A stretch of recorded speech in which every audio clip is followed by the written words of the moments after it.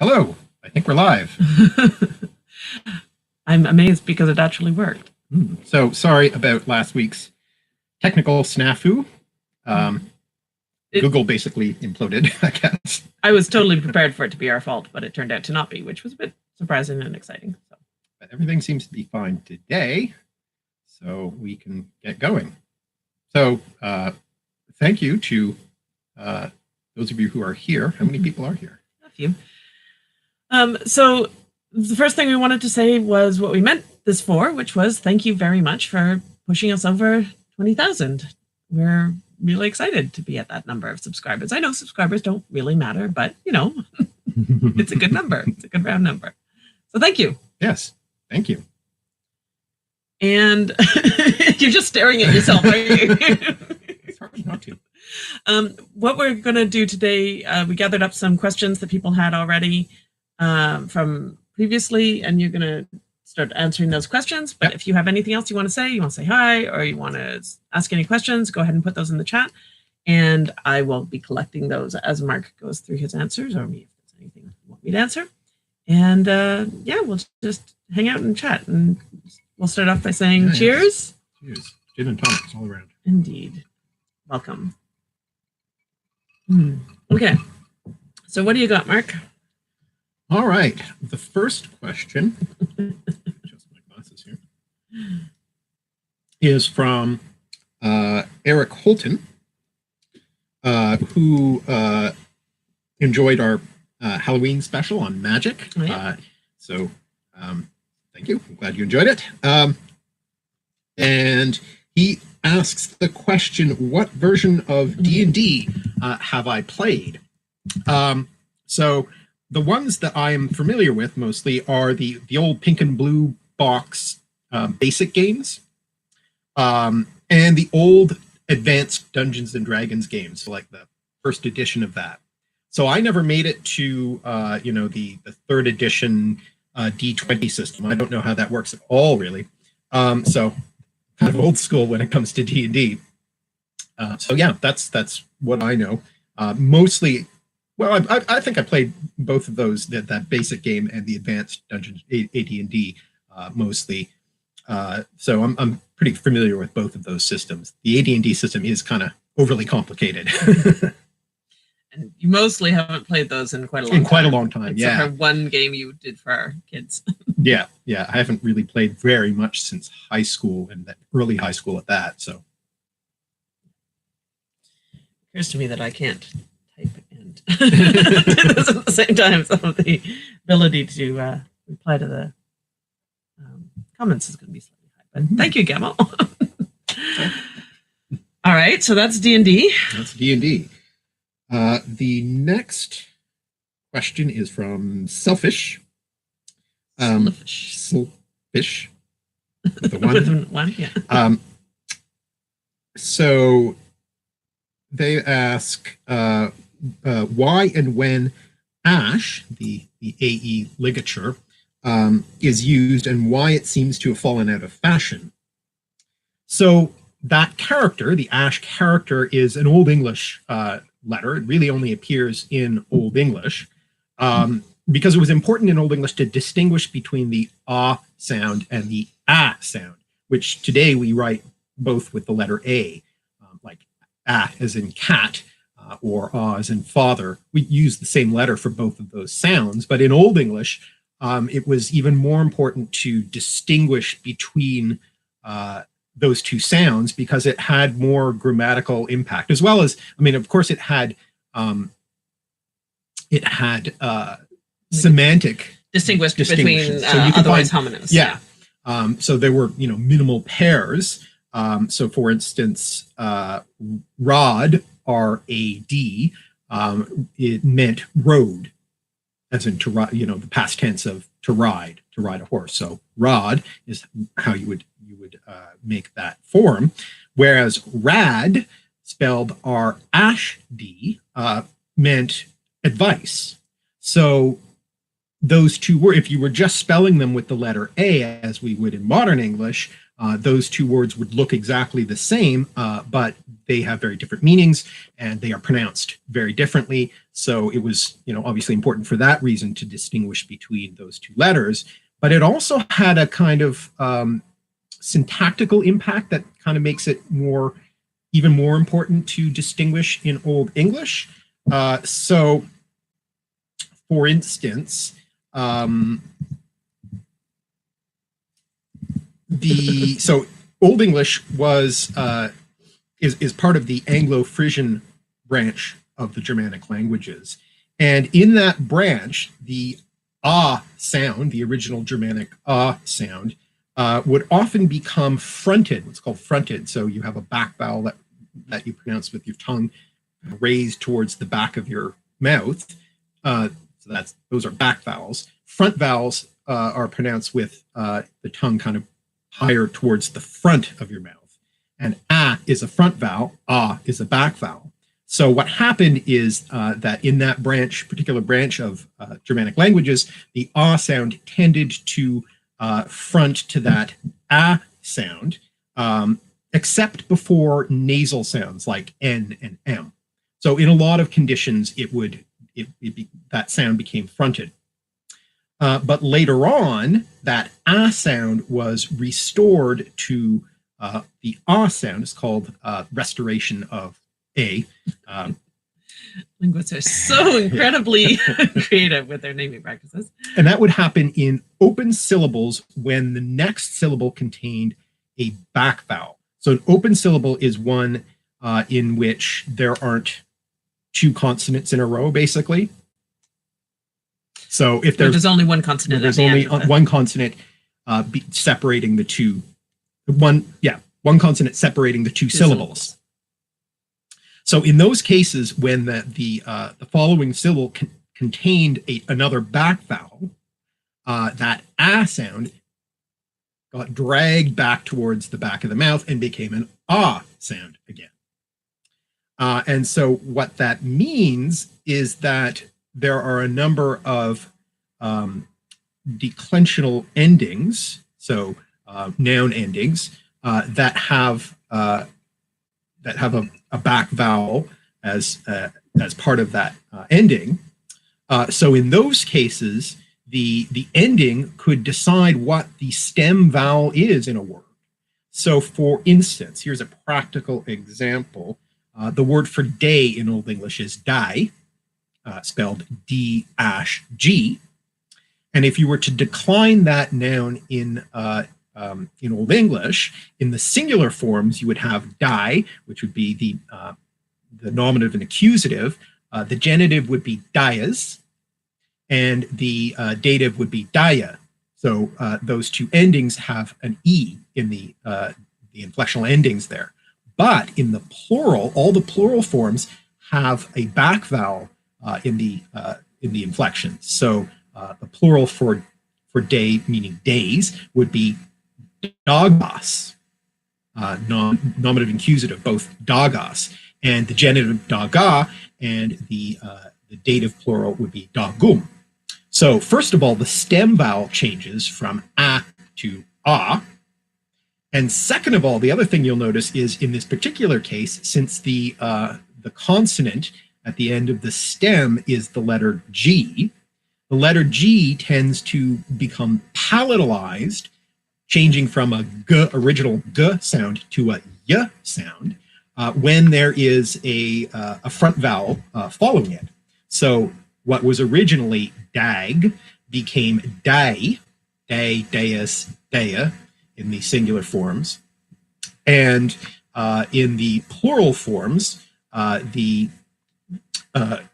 G, since it's followed by back vowels, that G would become hard, not become hard, but would stay hard. They wouldn't palatalize because they only palatalized before front vowels. So dagas with a hard G, and daga and dagum, all those hard Gs. So it is kind of important in Old English. Oh, we have a visitor. Hi, Ayto. Okay.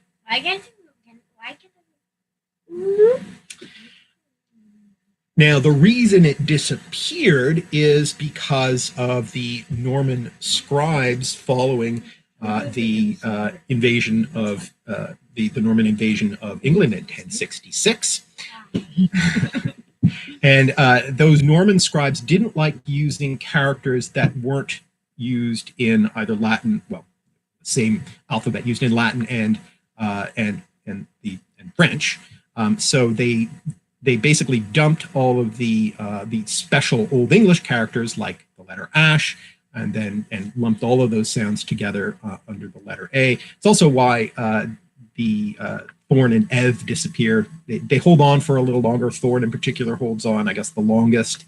But Win disappears as well. They replace that with W, well, with two U's, and eventually that becomes a W. But the Thorn manages to hang on for a little longer towards the end of the 14th century, or well, even a little bit beyond, before it completely disappears. But that's the decision that the Norman scribes made. They didn't like those characters. So that is the reason for all of that. Why is there an AE in old-fashioned British modern English then? The AE ligature. The AE ligature, because in that case, it's not really counting as a separate letter. It is literally A and E as separate letters. But why did they write it that way? Well, yes, it's a function of how manuscript hands work.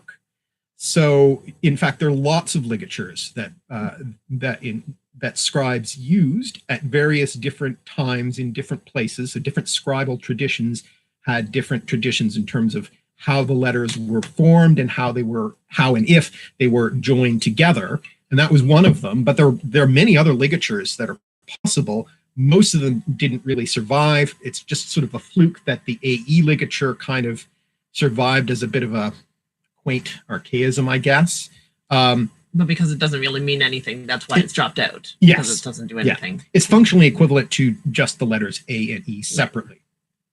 But you'll also see that appear in a really kind of reduced form as a tailed E. So just the letter E with a little kind of tail hanging off the bottom, which represents that same diphthong in Latin, which actually came to be pronounced differently in medieval Latin, of course. But it's that's diphthong. It comes from that diphthong in Latin AE, which is pronounced in Latin I, in classical Latin I, which becomes more of a just A sound in medieval Latin, or in some versions of medieval Latin. Sorry, I laugh about Latin pronunciation because that's an ongoing personal problem. So before you go on with more, we've got a lot of people saying hi. So I want to just say hi to everybody who's said hello and waved, and thanks for the congratulations and all of that. Great to see everybody here. And we have a couple of questions. I thought we should just deal with questions from the chat first. So Sunny Deneen asked whether there are any obvious indicators that a constructed or fictional language is constructed or fictional, like in etymologies, or I don't know if you have any answers to that, but it's an interesting question. Is there like a Klingon kind of, or something? Is there a giveaway? Test? Is there a giveaway? Well, I mean, there are giveaways in that if depending on how well they're constructed, there can be giveaways. So sometimes if it's too perfect, if there aren't irregularities, it's probably a created language. But good conlangers know that, and they will put in irregularities into their language to make them seem more natural. So that can be one tell. Probably, I would imagine things like if there aren't, on the other hand, consistencies in terms of the phonetics, like if there's, but then of course that does happen. I mean, English is, as we've discussed, horrendously inconsistent in phonetics. So it doesn't have to mean. No. And I mean, there are certain broad principles that we know happen in a lot of languages. It's not absolutely 100%, consistent across all languages, but there are certain tendencies for, things like palatalization to happen. So, if it's lacking a lot of those sort of basic tendencies that we know a lot of languages have, that might be a sign, I suppose, of it being a constructed language. Yeah, the thing is that things like the more recently just constructed languages have been done by people who are really careful about it. And like all the stuff that was done for Game of Thrones, where he knows what he's doing. He like constructed previous proto languages and worked. So he has like an ancient version of each of the languages, which doesn't get into the show. This is for the show, not for because the George R. R. Martin didn't do anything and doesn't have any linguistic background, so he just created words. But it's David Peterson, right? I think it is who did the languages for the show, and I've heard multiple interviews with him, and he really knows. He's constructed previous versions of each of the languages, and then worked through back easy way to tell. Okay, all right. So Gamal has a number of questions, which are all good, some of which other people have seconded. So one is, are we affected by the current changes in the YouTube algorithm? I'll let you start. Let's start that question off. Yes, is the sort of short answer, by at least some of them. We are affected by whatever happens to the algorithm. Yeah, that's the simple. They tend to apply, or they tend to affect certain types of channels more obviously than others, I guess. So, I mean, we haven't had, I guess, the problem with demonetization that a lot of people have had. Yeah, not since it was first brought in. That there was a sort of learning curve, but now our videos don't usually get in trouble. Yeah, so we don't get flagged very often for stuff like that. But in terms of what videos get recommended, yeah, I mean, we're certainly subject to the algorithm in that case. Our videos are not what the algorithm wants us to make, and are not what the algorithm wants to promote. They're not. They keep having different topics. The people they rarely have one single topic that's easily tied to other things. We don't put them out often enough. Consistency, basically. We don't put them out at the same time every month. We don't put out the same kinds of lengths. We aren't consistent, which means that the algorithm essentially rarely picks ours up. Basically, people who see our videos, with a strong exception of spelling, and in the past some other videos, but right now spelling is the one that YouTube is serving spelling up to people when they search it, clearly, because it's getting lots and lots of views. Everything else, people who watch it basically are subscribers who get notified, which is always very shaky as to whether they get notified, and who happen to come and watch it, and then occasional people who probably it's served up beside some video that's connected or to a person that we've done a collab with. I think that is a good place that things come through. So, the short answer is we have 20,000 subscribers, but if you look at our view counts, you wouldn't know that, because I don't think most of our subscribers are seeing our videos, and the algorithm isn't really serving it up. So we're affected by the changes, except we weren't really getting much help from the algorithm to start with. So in that way, it hasn't really made that much of a difference.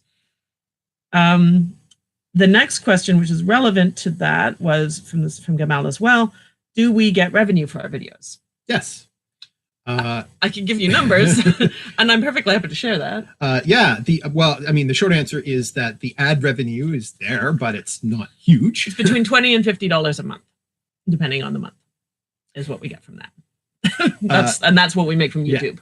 Yeah. The bigger source of revenue is Patreon. So that's much more reliable, and it's just a larger amount every month.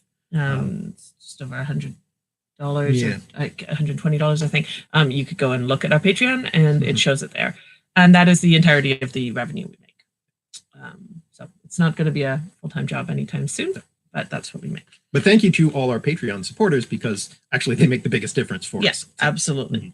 They also asked whether we're going to put links to relevant documents from our videos. We do. I don't know if they're always if this is the best way to do it. We often have a lot of sources. So what we do is, if you look in the show notes to the videos, you will see that there's a link to sources and credits, and there's a link to the website to our website for each video. There's a page for each video, and if you go there, you'll see all the links to all of the, whatever online or text sources marks used. We also have all the image credits there and any other information and a full transcript. So those are all on the website rather than in the show notes, because too much we just information essentially to can't fit include it in. that. There's a character limit on the show notes, and we usually aren't able to put it all in. So that's where that is. All right, here's a question that I'm going to read literally because I do not know what the word means. The Great Walrus has asked, I can't say that word, has asked, has epenthesis had an historical influence on the evolution of languages? Epenthesis. Sure. I know how to say it in Greek. I'm trying to remember exactly what it means. You can look it up. I mean, I don't know. I've known this word for sure. Well, you can pronounce it apparently, which is better than me. Yeah. Let's just make sure I'm understanding it correctly. And I'm just going to copy more things down because I'm...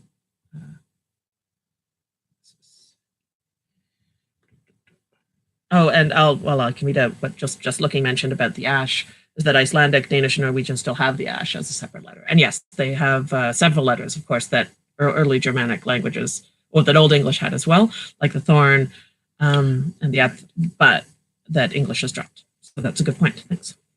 Yeah, so epenthesis is when something about the phonology of a word changes. There's an added sound that doesn't have a as far as I understand the way this works, it doesn't have any kind of semantic component to it. It's just a sort of non-etymological sound that gets added to the word, often in the interior of a word, not like a prefix or a suffix like that. So an example would be drawing, which is sometimes has an extra R sound. Drawing, D-R-A-R, drawing. Which is not normal in my personal dialect, but it is common in many dialects.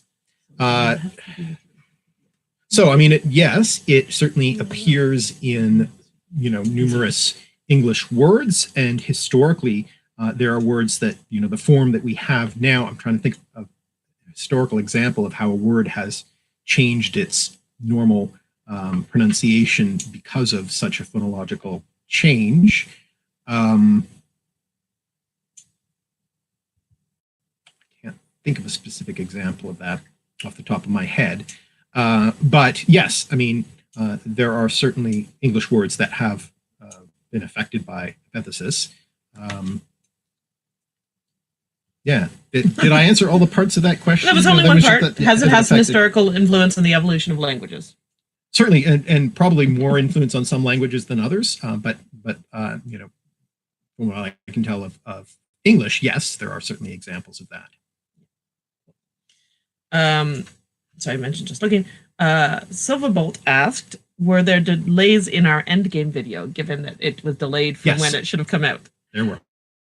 Yes. Yeah, it was supposed to come out, at the point of release of the movie. And May was a very difficult time because I was also going to a conference. And so much of my time in early May and late April was spent writing my conference paper.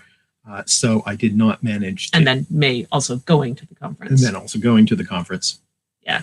Basically, this entire term has been us having plans for when videos were going to come out and then having them come out much later. That has essentially been how it has worked. There weren't specific delays in the sense of like something going horribly wrong. They were just, we had no time. And right now, for instance, the video Mark is currently working on should have come out today. Yes. And he hasn't written it yet. So, hey, the comment said, I know. It's E3. Probably not the time to do this. I know. Is that E3 today? I assume so. Video Game Snake says, yes, it is E3. Well, we meant to do this last week, but it didn't work out. And so this was the time we had. But, sweetie, we have to keep answering questions, okay? So, yeah, there were delays. Yeah, the one, so hopefully that one will be out in a week or two. But, yeah, they also keep getting longer. Okay, go away. Go away. They keep getting, like, 30 to 35 minutes, and that takes longer to write, And then every other stage of the process takes longer, and we need to sort of figure out how to do that because we are not we're having trouble keeping up the pace. I mean, we're supposedly doing one a month, but it's been more than a month between each of the last 3 videos, and that's not what we want. So we apologize for that and haven't figured out how to fix it. Trying to keep them shorter and more often. Yeah, I will believe it when I see it. Problem is the topics are just so interesting that I can't, rein it in easily. Next, so we mentioned about E3.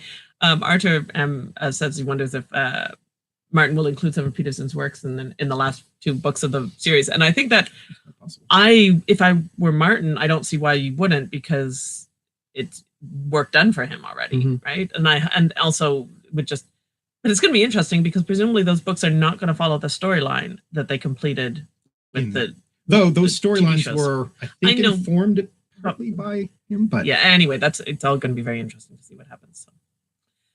Thank you, Video James, for saying, other than frequency, those are all the best qualities of your videos. That is the reasons that YouTube doesn't like them.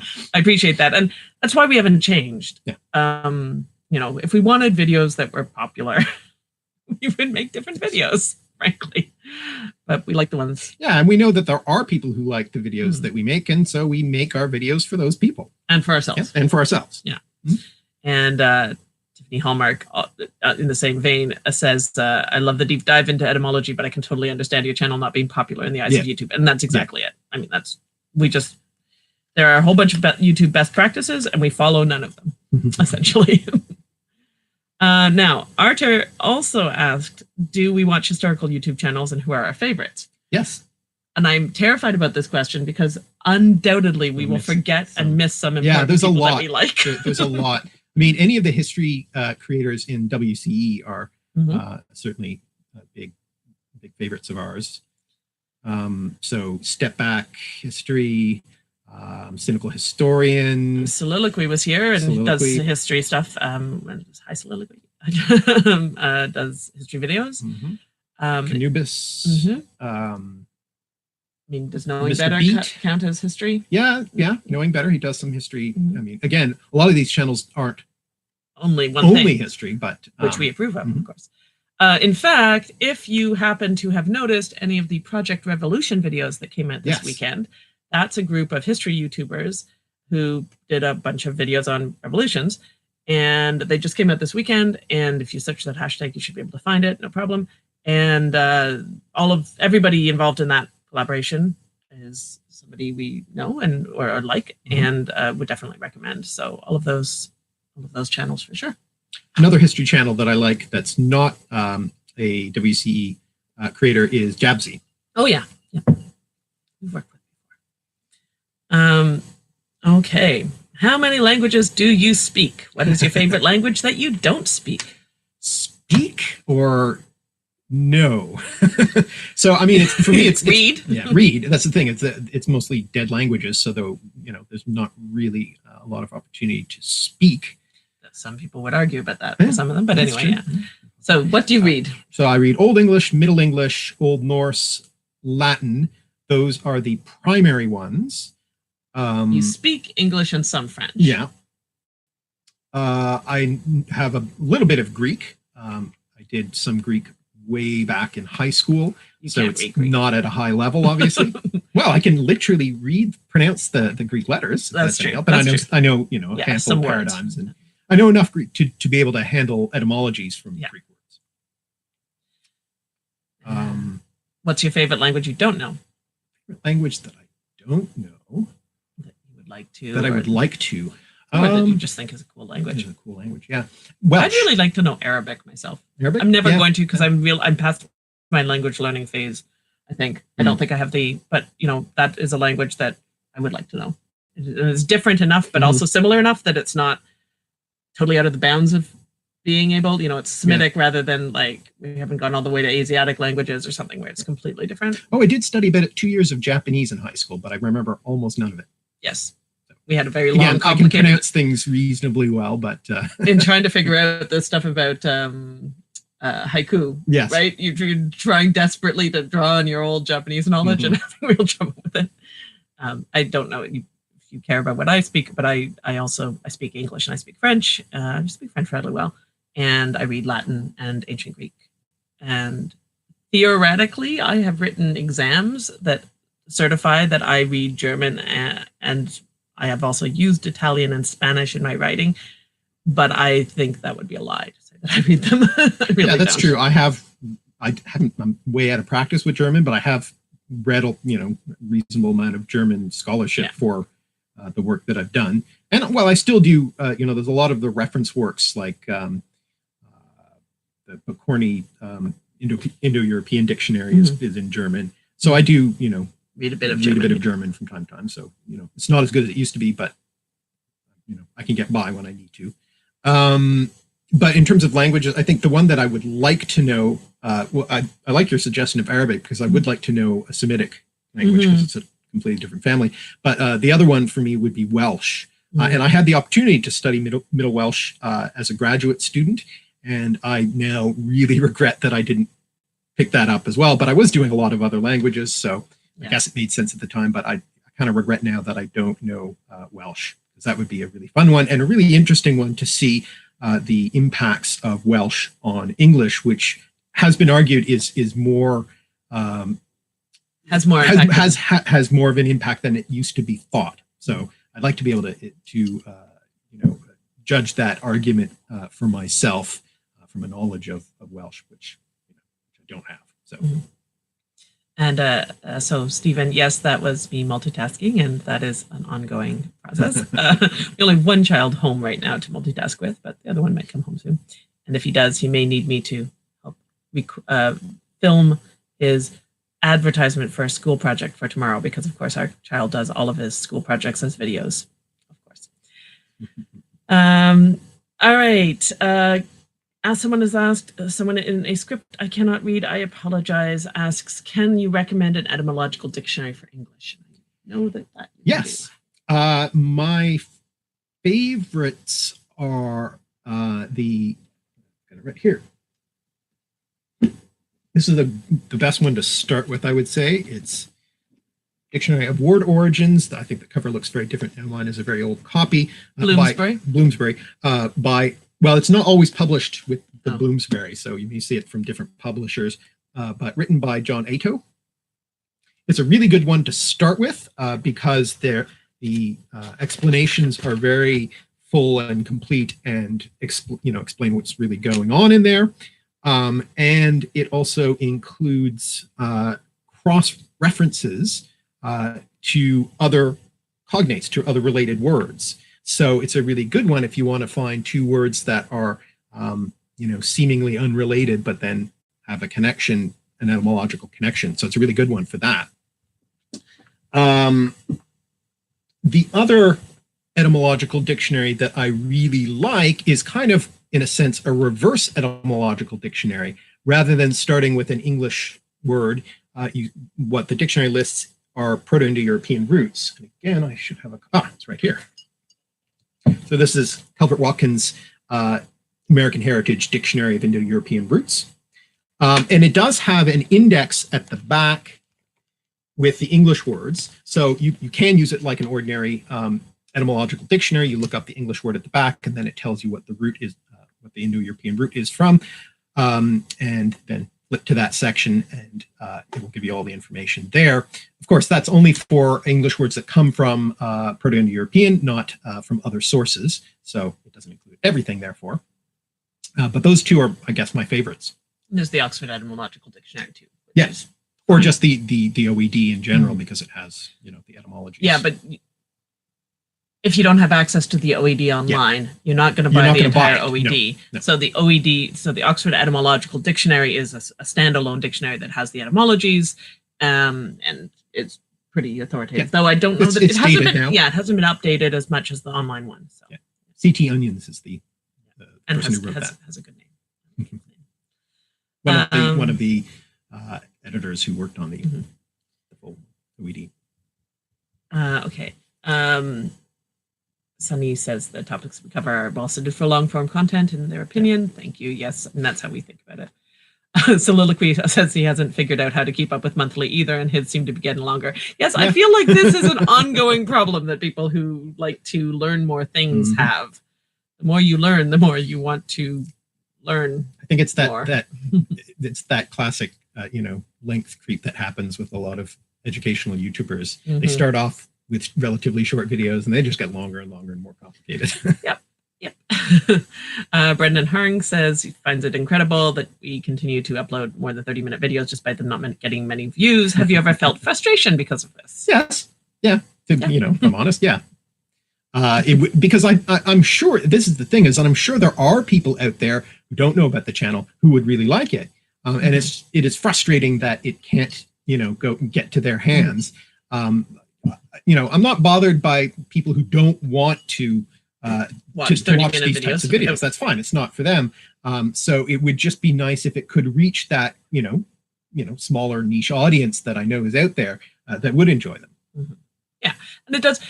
The last few videos, I'll say bluntly, I think the last 4 videos you've made have been really good. Like I've been really happy with them, and they haven't got very many views, and that is frustrating. Not because we're looking to make. I mean, we would love to make enough money from it that Mark could stop doing some teaching, or like there are some sort of pie in the sky goals, but more directly, it would be it's sad to make something and then that you are proud of and then not have many people see it.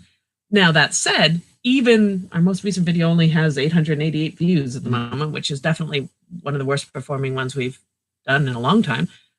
888 people is still more than ever see one of our classes. Right? So we're still reaching more people than teaching does. 888 people is still a lot of people. Yeah. And I mean, that's Pollyannish, but that is what I try to remind myself. And, that's still pretty darn cool. And more people will see it eventually, but it can be frustrating. Yeah. In any given course, I will get at the most 50 students in a year. So, and you put a lot of effort into that. A lot of effort into planning those lectures. So, in terms of that, it is, I am reaching more people than I would just teaching. So. But yes, it can be frustrating. And, at some point, maybe that frustration will mean we will stop doing it. On the other hand, not making them would be frustrating too. Yes. Because you get a lot out of the process of making them, all that learning. I would probably just keep doing the research anyways. Yeah. Just reading all that stuff. But well, except that you might not, which would be the sad thing. Well, yeah. If you don't have a deadline, you don't do the research and you don't do the reading. So I think that is a big part of why we keep doing them. What's your favorite etymological fun fact? The Great Walrus asked. I'm sorry, I can't apparently pronounce the word walrus. I think my favorite fact is that the word sneeze was originally fneeze, FN instead of SN, and because of the shape that the letter S was written in, there used to be 2 forms of the letter S. There's the short S, which is what we know, but there was also the long S.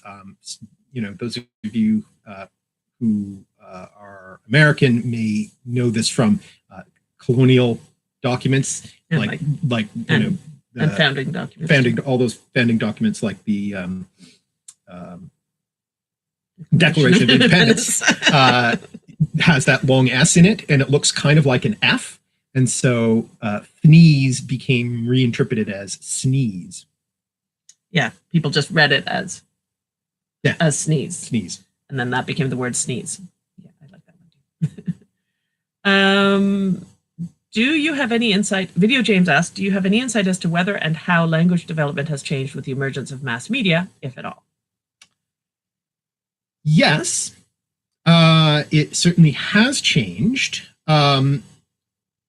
Possibly not as much as a lot of people think, or particularly the people who think, that language is deteriorating and it's becoming barbaric and debased or whatever. It's nowhere near as much as they think. But there certainly are, influences. For one thing, I think the main thing is that a lot of linguistic innovations get spread a little more quickly. So those innovations were happening anyways. That's nothing new. But before mass media, they tended to stay in one location longer and only spread slowly from one place to the other. Whereas now, especially with social media, those new innovations, new uses of words and so forth can spread more quickly. Mm-hmm. So that's probably the biggest difference. But it's comparable to the impact of the invention of printing, which had a huge impact on language. And in English, in particular, it led to more standardization, and that happened relatively quickly. That wouldn't have happened without the printing press. So it's the same sort of effect that we can see now. Different regional things become more widespread more quickly as a result of a new mass media innovation. And in particular, if you're interested in the effect of the internet on that specific kind of mass media on language, there is a book that is going to be coming out quite soon that will be called Because Internet by Gretchen McCulloch. And we're very excited about reading it. She's a linguist who has been studying online language for a long time. So it's not specifically about how the language has changed because of the internet, but she will be talking about a lot of linguistic innovations and processes that are happening in internet spaces. So that might be something you'd be interested in. I've got my copy pre-ordered. Yeah. Gamal asked about how we know how classical Latin was pronounced. Well, there's a really good video on that, actually, by Native Lang. Mm-hmm. So you'll probably get the best answer by just watching that video. We'll put a bunch of all the links of things we mentioned. I'll put them in the show notes when this is over, so that you can find those. But the basic ways they tell us. There were grammarians in ancient Rome, and they described how things were pronounced. So that's one really good source of information. Mm-hmm. The other way, of course, is through the comparative method. So we know how things are pronounced now. We know how things were written at different stages of linguistic history, and we can sort of... and there are types of regular sound changes and regular pattern changes that you can trace, and you know if something ends up, and because you've got all the Romance languages, that means that you have this ability to sort of trace from different endpoints back.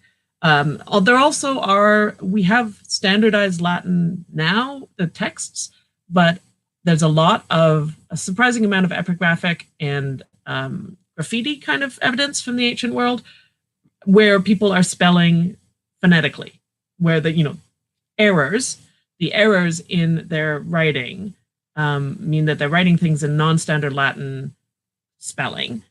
And that tells you a lot about how they're actually pronouncing things.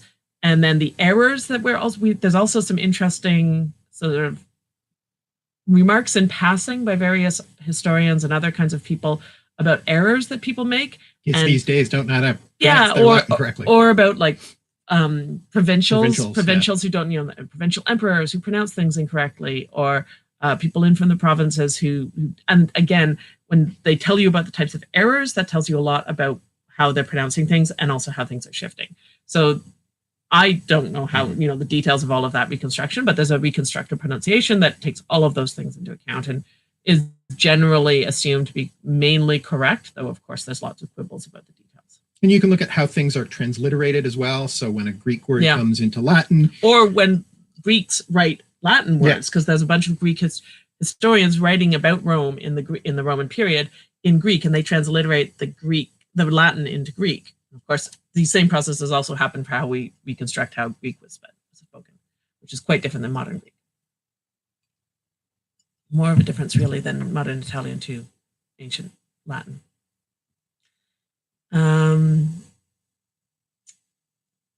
That's very kind. Gamal has said very nice things about the content we make that we should be proud of. And that's something that's very nice to hear. Jennifer Germer has mentioned their favorite fun fact is the origin of the word buckaroo. Yeah, that's a good one. Video James says that sneeze fact is amazing. I'm always surprised by writing-led developments. My assumption is generally the speech leads and writing follows. And I think that's generally true, but there are few And something like exceptions. sneeze, where it's a kind of an almost onomatopoeic word anyway. Yeah, my guess is that it was also reinforced by The sn. the sn sound. So there are a bunch of sn words that have to do with the nose, like snout and sniffle and some other ones. Snub, even, it's not really, but snot. yeah, yeah. So it was probably a logical change because it just fell in line with all the other sn words. One of the other ones that I find is a writing-led one in my own language is I always read, you know the formulaic words for interjections that novels use, like ahem, humph, like the way those are written out. They obviously are supposedly trying to reproduce actual sounds we make, like but I now say humph and and like there's a bunch of words like that I say in their written forms, as opposed to also making the interjections, and those have become words, even though they were attempting in the first place to replicate weird sounds, non-lexical items. And the interesting thing about some of those is that they were often representing a sound in a different dialect. Yeah. So, for instance, ERM was representing a sound in British pronunciation that sounded more like Right. So ERM and are really the same sound, or at least were meant to represent the same sound, but because of the different ways that people spell their sounds. Whereas I read a whole bunch of Agatha Christie's where people said so I have been, I say yeah, even though that is meant to represent for a lot of people. So ER for what we would think of as UH. Yeah. Anyway, but I mean, you're right. That's not the normal vector for normally speech. Is much more productive of change. Re-innovations for online look no further than yeet. Yes, I mean, vocabulary-wise, there's tons and tons and tons of online stuff. Priest Shadow has asked, do you know anything about South American native languages? And I think the short answer there is no. Not a lot. No, I mean, I've never studied formally any of them. However, I have read some scholarship on a number of them because there's some interesting work being done on a number of those languages. In particular, Piraha, work being done by Dan Everett, work that has been done by Dan Everett a little while ago.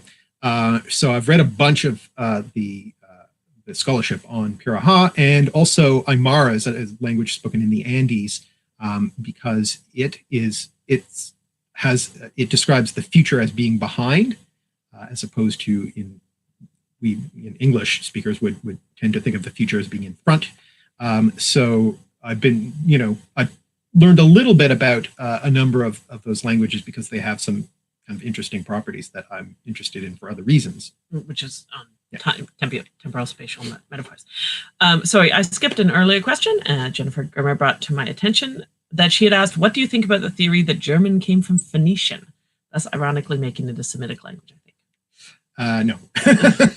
No, it's very clear linguistically that it is a branch of Indo-European, and we can trace exactly, but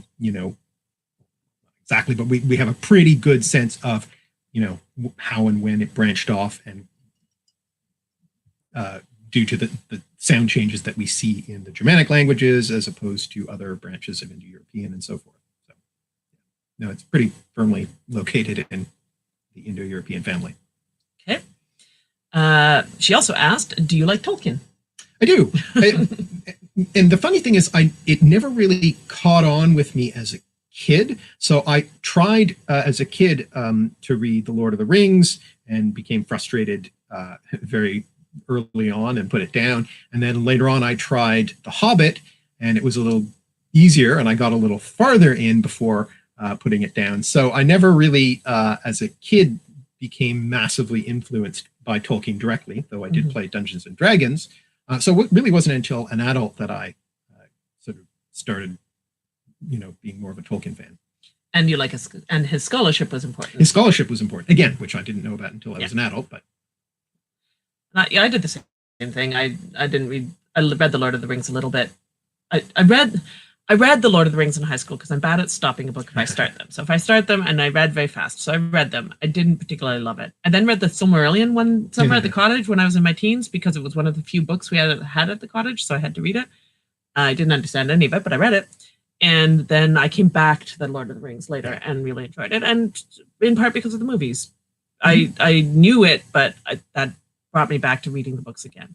And then we did an article together on The Hobbit, in a book called The Hobbit in History, and about kingship in Tolkien. In comparing it to Germanic forms of kingship. And that was fun. So yeah.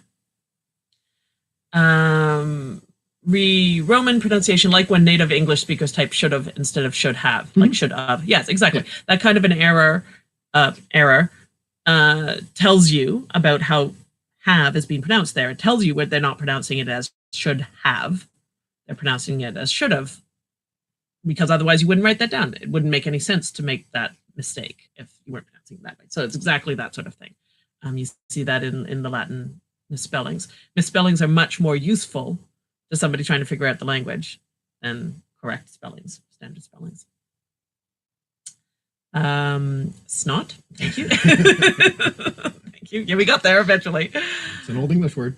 Has television, radio, etc. caused there to be less diversity in English accents? So I think that's a really tough question to answer.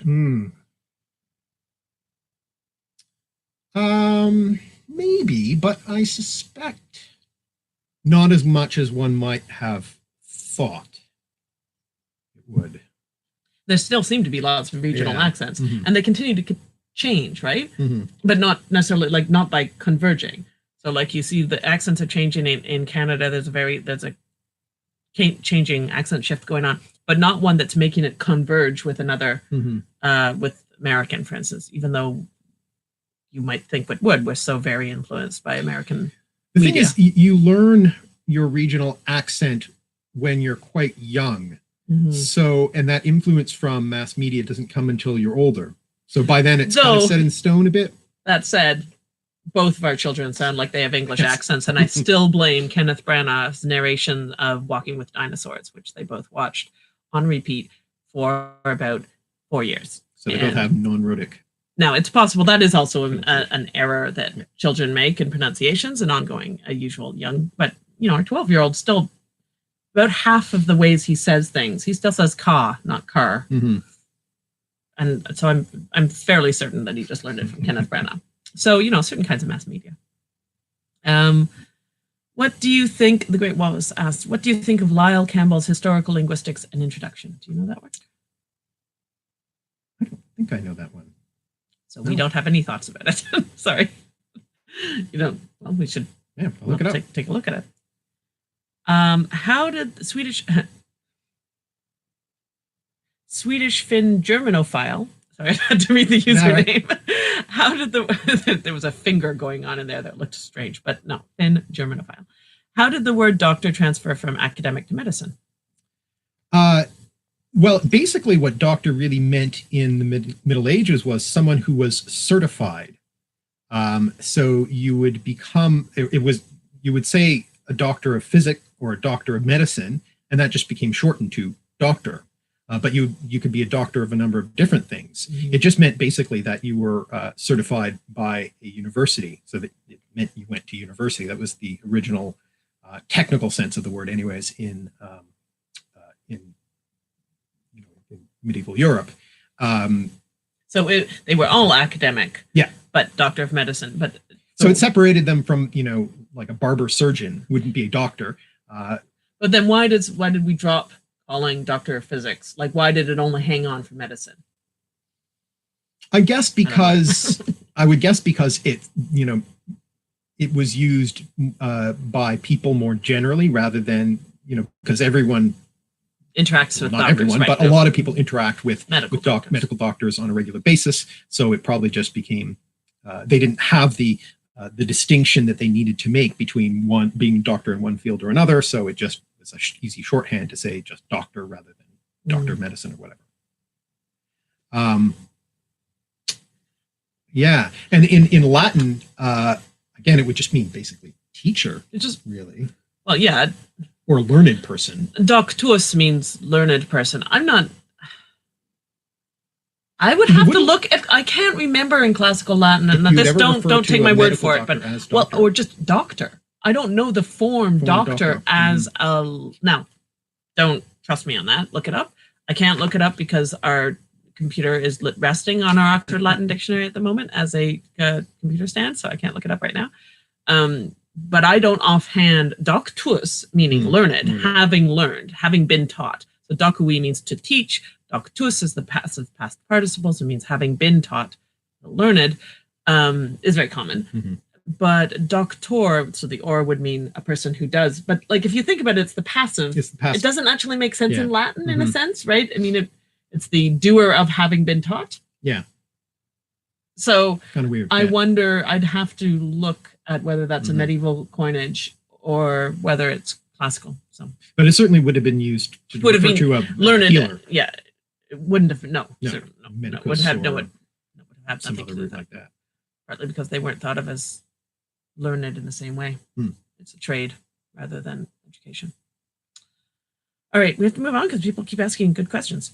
How much hope is there, says Video James, to recover some sort of information about languages with no written record? Are there any particular ones you wish we could know more about?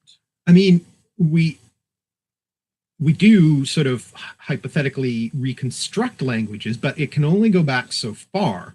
And some languages can be reconstructed because we have descendant languages. Yes. Others that die out in various other different ways we can't reconstruct because we don't have descendant languages. Like many of the North American languages and South American languages that may have been lost, we might not be able to reconstruct. Yeah. So we have so many languages in the Indo-European family that it's relatively easy to reconstruct Proto-Indo-European. But, there are some languages that exist only, like Sumerian is the only representative of its family, whatever language family that was. So we can say nothing about any past form of it beyond what we have the written evidence for, because there's no way to reconstruct that. And again, with a lot of language families in America, the Americas, again, there aren't a lot of there's not a lot of good surviving evidence of very many of the languages which must have existed. So it's hard to, again, it's much harder to reconstruct the proto-languages and so forth. For a lot of them, they aren't closely related to something else. So how do you reconstruct that? And then you have language isolates and things. Yeah, various language isolates like Basque. There's only so far you can. Yeah.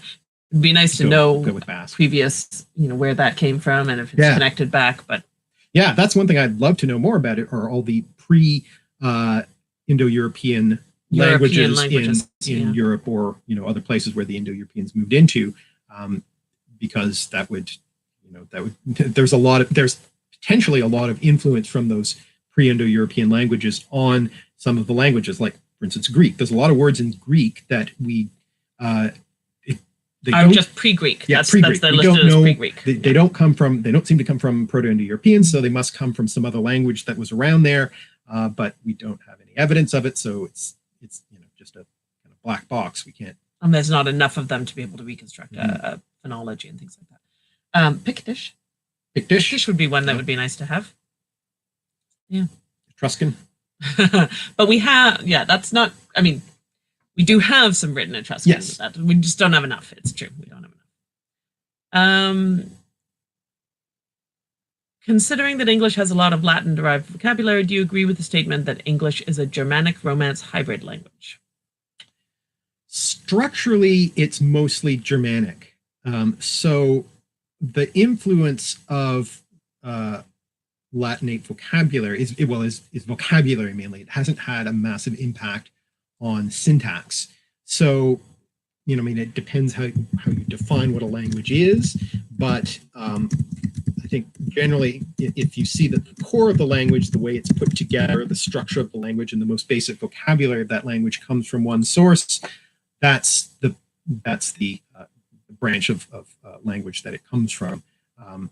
So I wouldn't call it an example of hybridity. People have talked about, some people have made the claim that Middle English is Creole. It's a controversial position that not a lot of linguists accept, but It isn't, it is one way of looking at it, but how you define what a Creole is in itself still massively debated. There's no one definition of what a Creole is that everyone agrees on. So there was a really good Vocal Fries podcast about Creoles recently. I'm not a podcast person.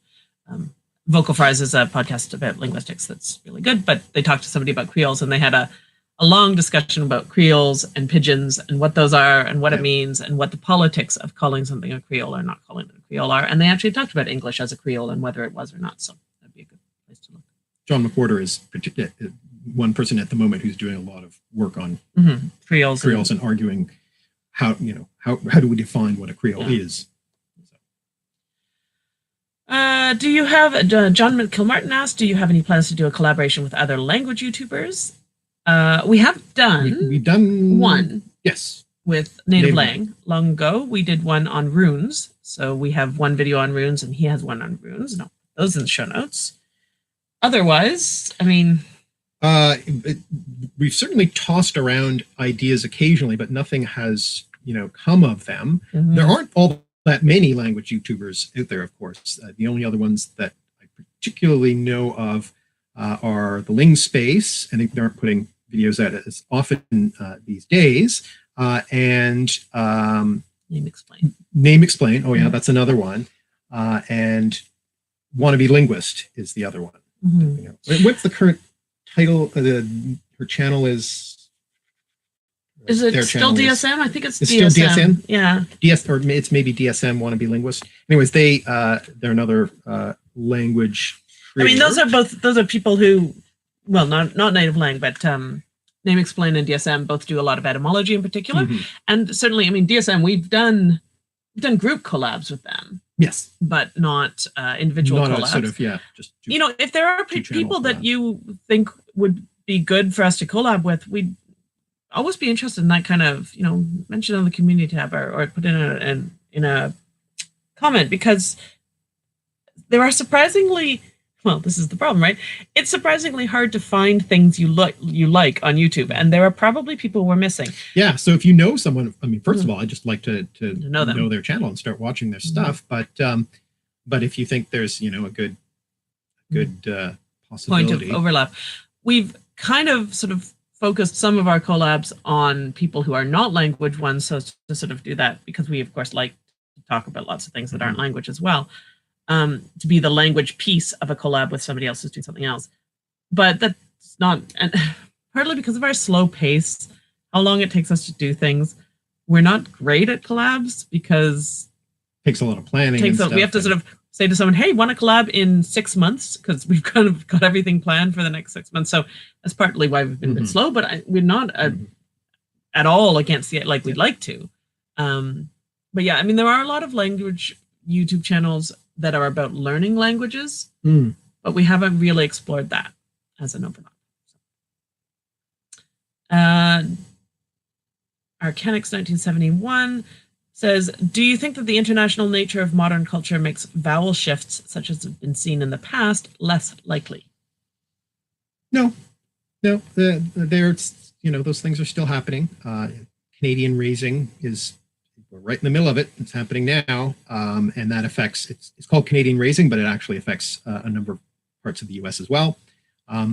So it doesn't seem to be having any impact on that vowel shift. And I mean, we talk about the vowel shift. If you take somebody from Yorkshire and somebody from, I don't know, Savannah, Georgia, and you ask them to pronounce the same words together, you would have no recognition that the vowels have shifted. That's a complete vowel shift. It's just that it isn't a uniform vowel shift, right? Like all of English hasn't changed. But of course, all of English didn't change in the Great Vowel Shift either. That's why you still have Northern pronunciations. And so I think that they're just happening. They're just, in fact, happening more. If you take those same people and compare them to Singapore English or, English in Madras, so Chennai, or compare them, to various other native Englishes, people who speak English as a first language in other parts of the world, Australian English, New Zealand English, the vowels in New Zealand English are so different that it is literally difficult to understand for somebody like me to understand what words they're saying. I'm actually genuinely confused sometimes, the I and the E and the flattening and raising of various vowels. So, I mean, that shift has happened and it's going to continue to go. So that's my non-linguistic answer. Why is the P in pronounced in helicopter but silent in pterodactyl? Is it because it's at the beginning of the word rather than in the center? Yeah, basically. It's hard to pronounce for, it's not a normal combination that we get at the beginning of words in English, so we just tend not to pronounce it, but we can reanalyze it in helicopter. Sure, yes.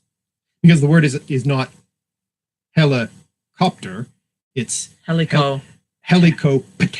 Yeah. So, which is why I think you're making that connection with pterodactyl, right? It's that pter word that means wing.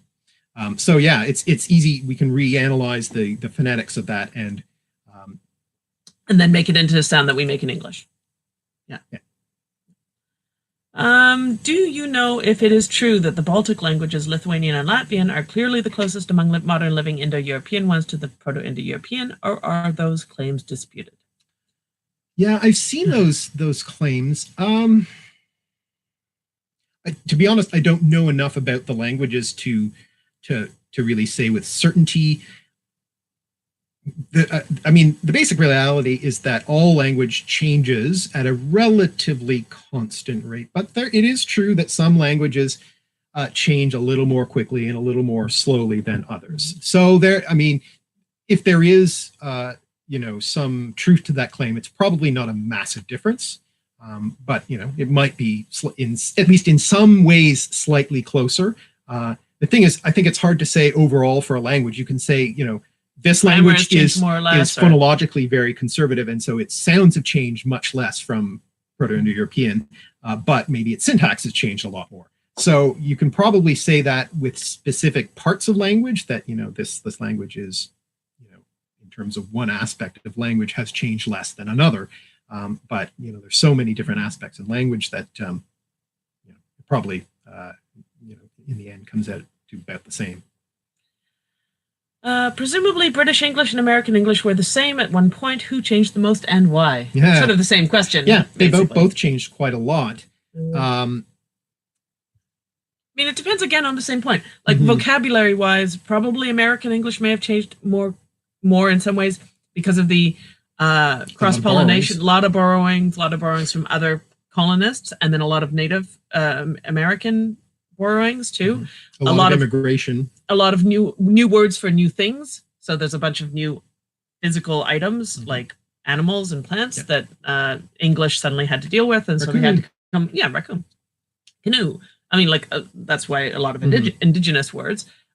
So those changes are going to have driven a lot of vocabulary change, but at the same time, British English was going through normal phonological changes and normal syntactical changes, and also had this really, really big diversity between different regions. And so that's going to drive change too. Yeah. So there is the process of leveling that affected American English that wouldn't have applied to British English. That's because you have people settling from England, from all kinds of different parts of England, and so bringing all their own regional pronunciations and varieties and so forth, and then settling side by side in America. And so that creates a situation where you get leveling. All those differences sort of even out, whereas in England, the differences between the dialects remain because people aren't moving around as much within England. At least at that time, people didn't move a little more now, but certainly in years past, people tended to stay put a lot more. So yes, American English has undergone more of that leveling process, which means it would have... Which means change. Changed. So yeah, there's maybe... But certainly the English that's spoken in the US now and the English that's spoken in Britain now are both different from what the sort of most the common ancestor was, between those. They both changed. British English is not now what it was in the 18th century. And another good source for that is Lynn Lynn Murphy's book. Lynn Murphy's book. What is it actually called? Separated by a Common Language. Oh no, that's the name of her blog though. I'll put a link in the show notes when I get it. Lynn Murphy, who's linguist on Twitter, writes about differences between British and American English, and has a book that came out last year that, her blog is Separated by a Common Tongue. If you go and look any of those up, you'll find her. That's really about sort of like the development of the differences and what the differences are, and debunking a lot of the it's an Americanism, it's a Britishism, where they're often not, and which one actually came first and where they come from and things like that. It's very interesting. I'm going to write that down so I put it in the Prodigal notes. tongue. Prodigal tongue, that's right. Good. Other than Romance and Germanic languages, is there any other language that has had a huge impact on English? Greek to some extent, but it's mainly through Latin. Right. But there's a lot of vocabulary. Learned, not boring so much as coinage in the Scientific Revolution period. Yeah. That's probably the other biggest one. I mean, Dutch is another Germanic language, but there's a surprising amount of Dutch derived words in English. This is largely to do with the trading relationship between the countries. A lot of maritime words got into English. Maritime words got carried over. But outside of that, not in particular. Yeah, French, but obviously you said Romance. So. Yeah. With American English, again, there's all the various indigenous languages.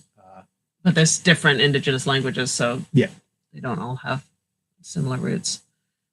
Yeah.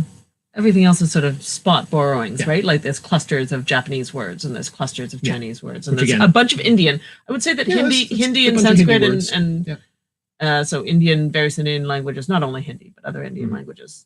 Yeah, so if you look at the history of British colonialism, you can see where the languages are that most likely contribute some vocabulary. But they tend to have mostly just vocabulary. Yeah. Not a lot of other things. Oh, and of course, there's the ongoing argument about how much influence there is from Celtic languages. That's right. So the most recent argument, and this again, John McWhorter makes this argument, that in particular, the use of do or did in English, like I did see him. I did see him, or with questions, do you know what I mean? That use of the word do is borrowed from the Brythonic language, the language of the Britons, basically. The sort of pan-Celtic, whatever that was. The source of the Welsh language, basically, that same branch. And Breton. So he argues that has had an influence because there isn't a lot of vocabulary. A syntactic influence as opposed to a vocabulary influence. Because the Celtic vocabulary is mostly just comes through Scots. Right? Like the vocabulary items that we have in English that are marked as Celtic come from Scottish. Their place names did survive, but aside from place names, there's not a lot of influence. Much less than you would think, given the long interactions. What are your thoughts on y'all? What do you say in Canada for second person plural? I've heard ye and yins and you guys. We don't really have one in Canada. I mean, use guys is the cliched, right? Like that's the sort of hoser thing to say. Right. Would be use guys. Use guys there. Use guys there. So use guys would be a Canadianism. Or just you guys, probably. We would say, I would not say use guys. No. But they're like, if you've ever seen a Bob and Doug McKenzie sketch, or if you've ever seen even the South Park sort of parody of English, of Canadian English, that English, which is hoser Canadian English, in that dialect, which is not they're not wrong. There is a dialect of English that has that. It would be use guys. I wouldn't say that. I would say you guys. Yeah, that would be. I would not say y'all. Though I do. I probably have said y'all. I do intentionally say it because it's actually really useful. So sometimes I have kind of appropriated it. It's a great linguistic innovation. I think. But we don't say yins or ye. No. So y'all is a useful thing. I mean, we lost something useful by giving up a singular you, which is we lost the ability to distinguish between singular and plural use.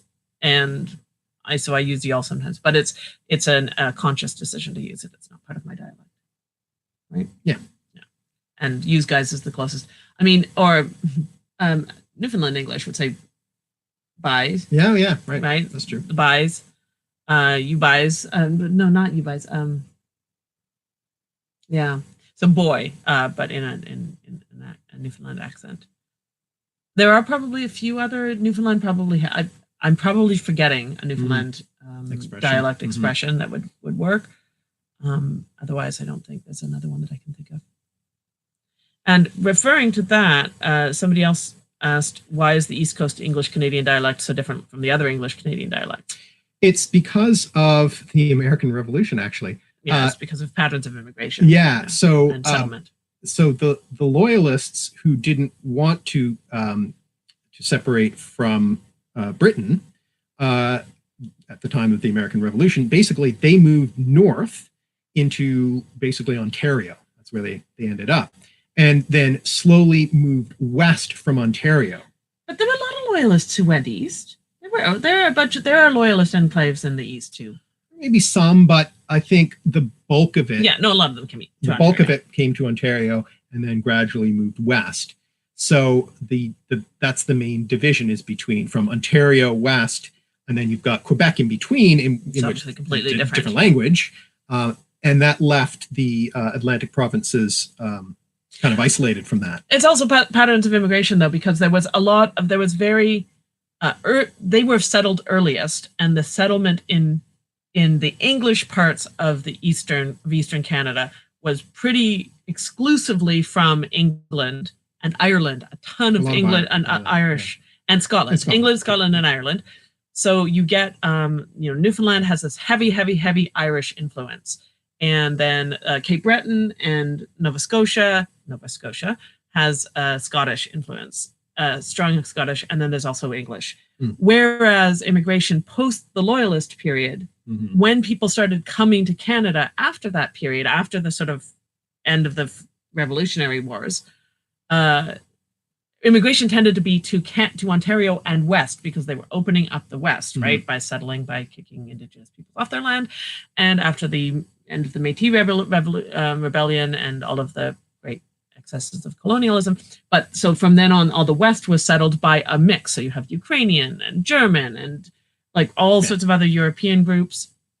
And so you get this leveling effect going on. Whereas the East Coast was settled earlier by a fairly homogenous group. And so that accent then had its sort of time to develop into a pretty set accent. And it's very strongly influenced by Scottish and Irish in particular. So, I mean, Newfoundland has so many similarities to Irish English.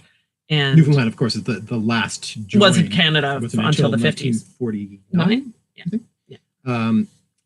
So, it's it's the most distinct, and it was so isolated because it is far away and foggy a lot of the time. So it's really hard to get to and away from. Even now, like even with flights, it's astonishingly difficult to travel from.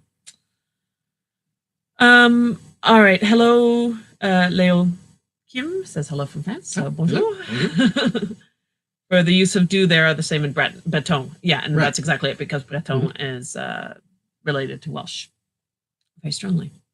In Scotland, we say use, says Deisira. Oui. Perry Cross, when did the S in maths vanish in the US and why? I'm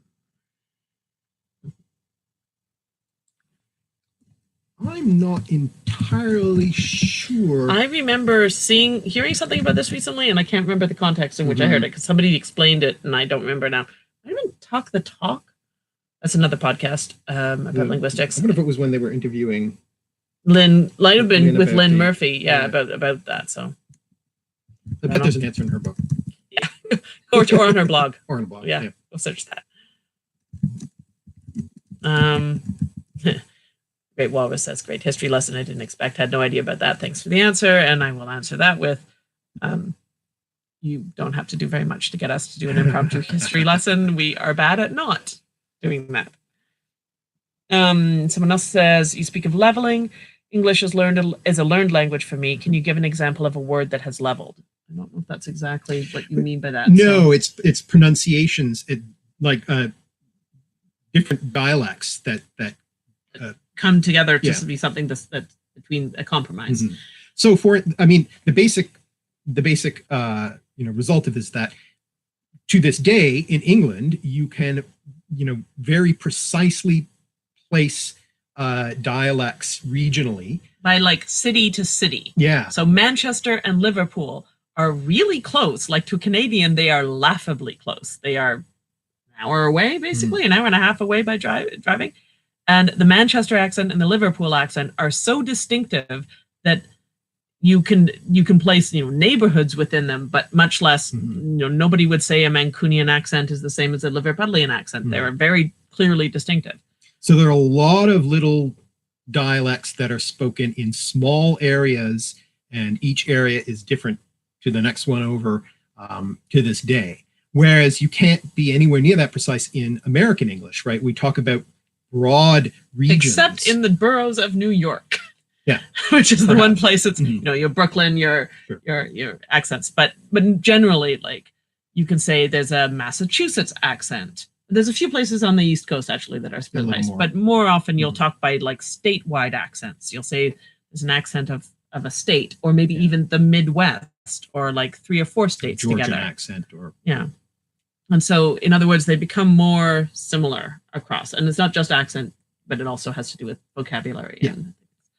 And Canada is really even more level, I would say. Yeah. I mean, I just talked about the East Coast, but then there's the prairies. And sure, there's a difference between Winnipeg and Calgary. And if you're a trained linguist, you can hear the difference.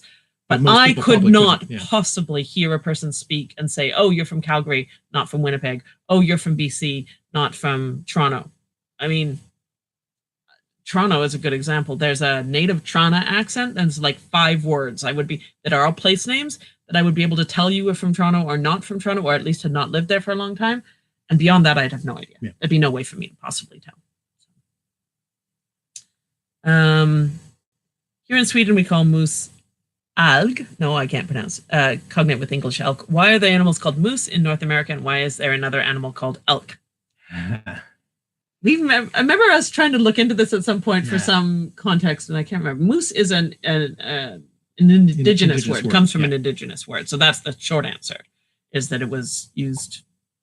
People just picked up the word for, presumably, people from England and France who had never seen a moose in their life, because though there are moose in Scandinavia, there are no moose in England and France. So here's a related example.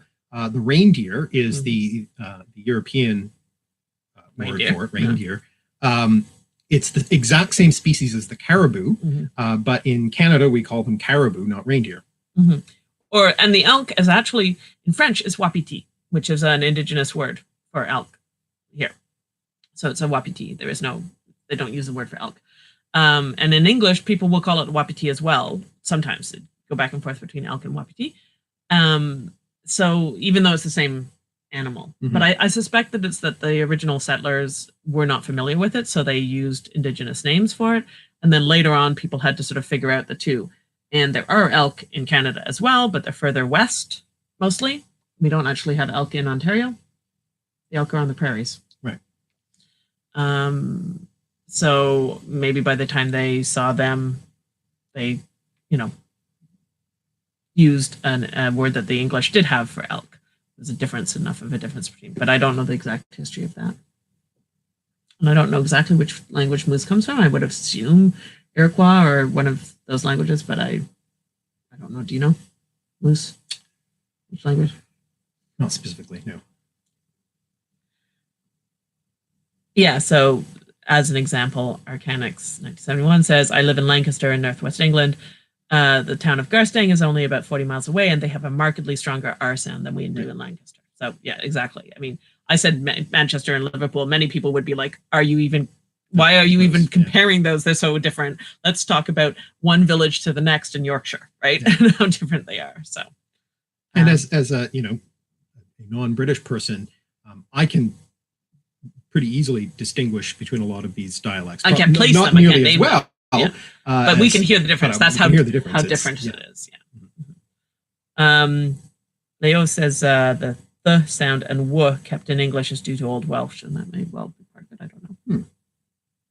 The th sound is a difficult one because it's one of the rarest sounds in all languages across the world.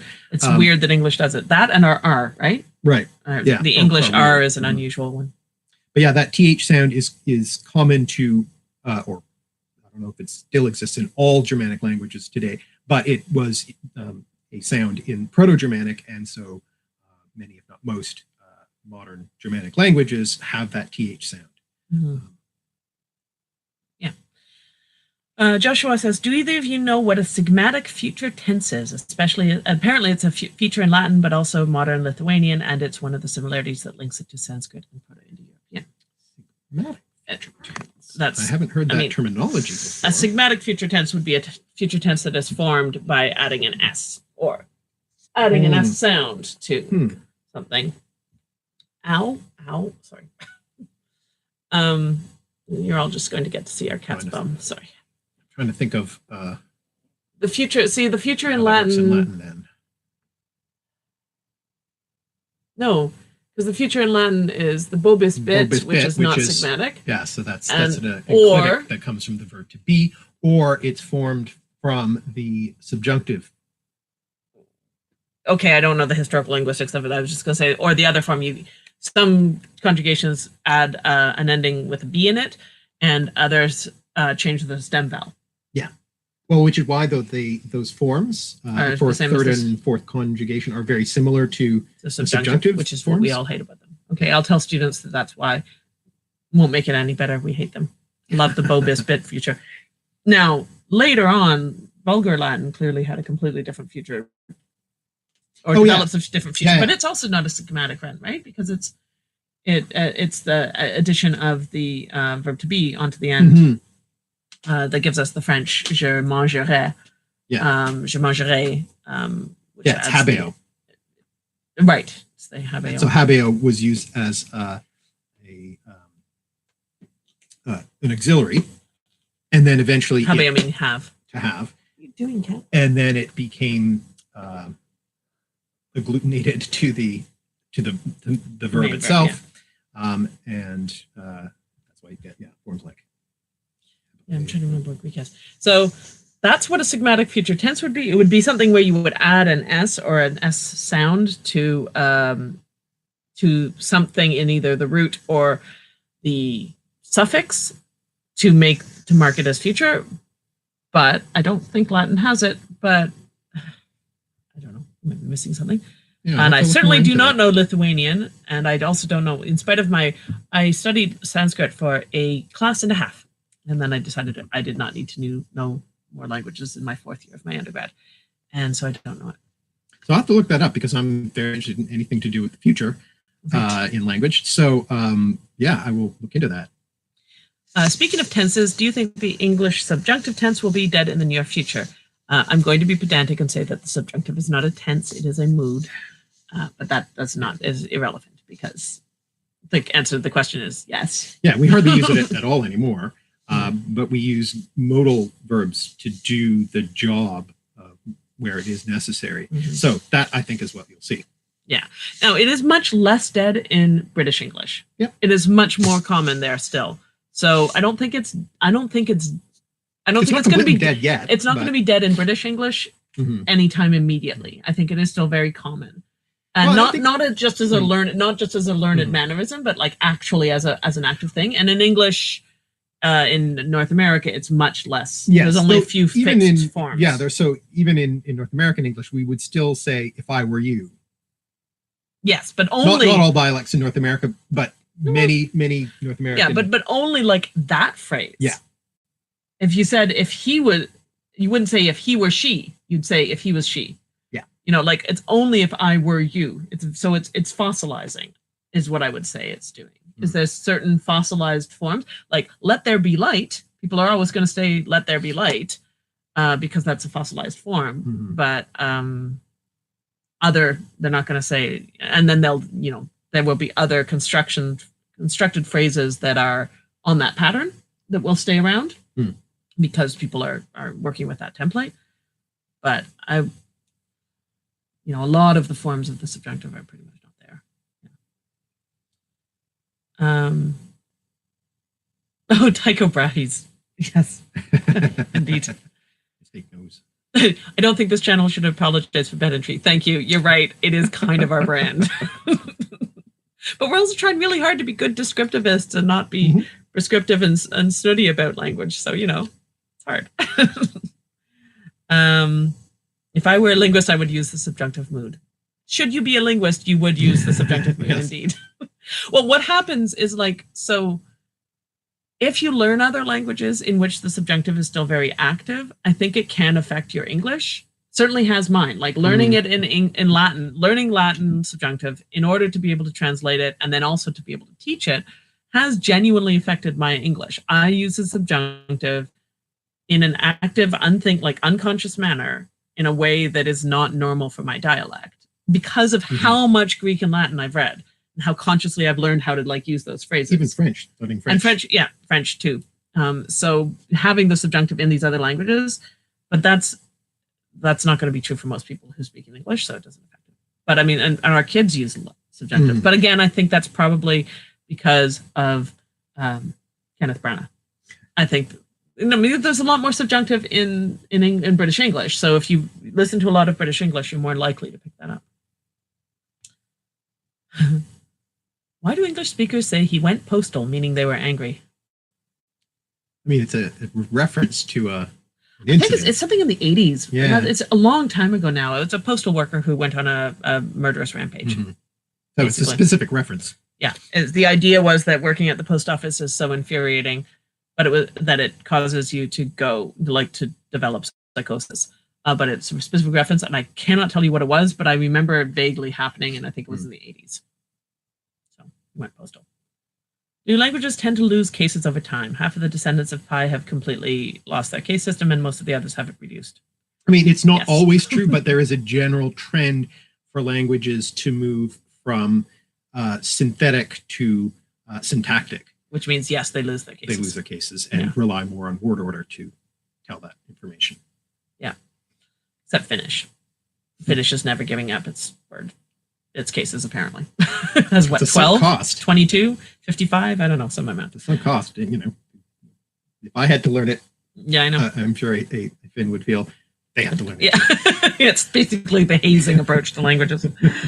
I've heard Quebecois French be described as an archaic form of French. Is there any truth to that claim? And now we have a French person weighing in, which is useful. It preserves Not really, some- but in some point. Yeah. For example, the as in art, not apple. We lost the so that's a pronunciation error, not error, feature. and some vocabulary has stuck around in I think there's a fairly robust handful of vocabulary items. I'll be slightly rude and tell you the story of a Belgian friend who once told me that when he arrived in Quebec, the Quebecois enjoyed playing as a prank, asking after his petit gosse, and he said, "Oh yeah, j'ai deux filles, j'ai deux petites filles," assuming that the word Gus, as it did for him, in his dialect meant children. And then all the Quebecois snickered, hee, because Gus in Quebec means testicles. And one can see the etymological link and how that word could develop, but that meaning has been lost in European French.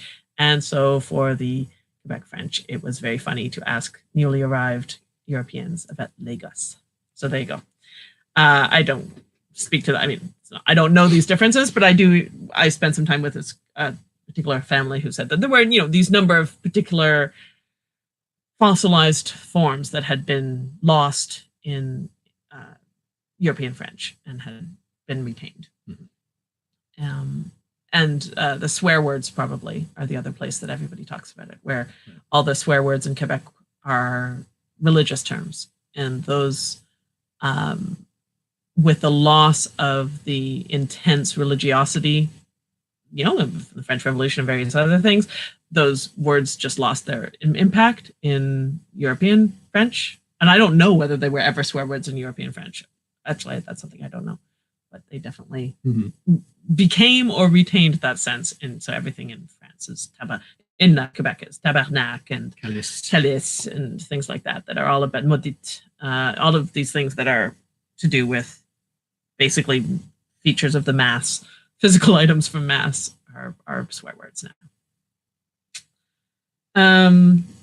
Yeah, so somebody else said, I think the going postal thing was because there are several multiple murders by postal service workers. And that's my vague memory too. I'd have to look it up. Char instead of voiture. Yeah. Oh, so, right. yeah. I think certain elements of rural Quebec French have these maintained words in particular. I've heard English described as an idiomatic language. Have you come across any idioms in related precursor languages? If so, what are your favorites? Well, every language has idioms. Yeah. There may be a lot more borrowing of idioms from other languages because English, just because of its history, has borrowed a lot from other languages. Borrowed/stolen. Or had imposed on them or whatever. So that may be somewhat true. Mm-hmm. So any favorite idioms? I have a favorite Latin idiom because that's the kind of person I am. Flocci non facere. I think part of why it's my favorite is because of the translation that was given in the old British textbook I used for Latin when I was learning in high school. So flocci non facere was translated in my textbook as "I don't give a hang," and all of us sat there in our high school English class going, "What does that mean? I have no idea what 'I don't give a hang' means." Flocci non facio means I don't make a piece of string. I don't make a piece of yarn, basically. So it means I don't give a shit. That's the meaning. But apparently, it went through. But in my head, it goes through this intermediate British English step of I don't give a hang, which means nothing to me. So that's one of my favorite idioms. One of my favorite archaic ones is smooth as a milkmaid's skin, which is basically comes from a reference to, before there was a cure for smallpox, the milkmaids would be exposed to cowpox. And therefore wouldn't get smallpox. They wouldn't get smallpox, which meant they didn't have pockmarks on their skin, so they had very nice, smooth skin. Smooth as a milkmaid's skin. Various people are going because it's getting late, and we do have some other questions that we should probably get to because we promised them we would. So we'll get to those in a moment. But we did have one more question, or a couple more, but we'll do one more and then we'll do some of the old ones, the previous ones we had. Is it true that the Irish feck comes from a word to throw and is not directly related to our common fuck?